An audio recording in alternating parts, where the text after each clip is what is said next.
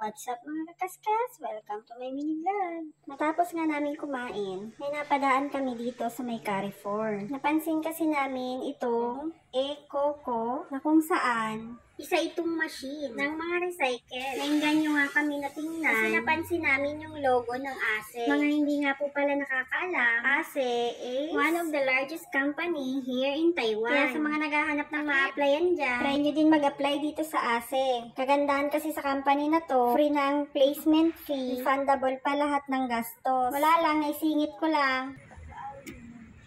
Ano to? Para saan to? Bottles.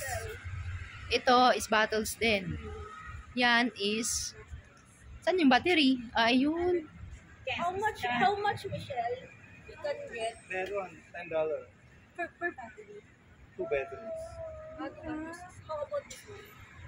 Ito yung this is 2 and Only 2 NT. Oh, per bottle? 1 bottle, Oh. 2 NT. 2 bottles. Uy! Ang mahal! Makakaipon ka, no? Makakaipon ka. Pagbalik ko dito, magmamasura na lang ako.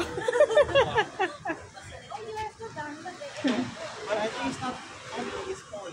Every time you pull, you get the 2 coins. This one is the 10 coins.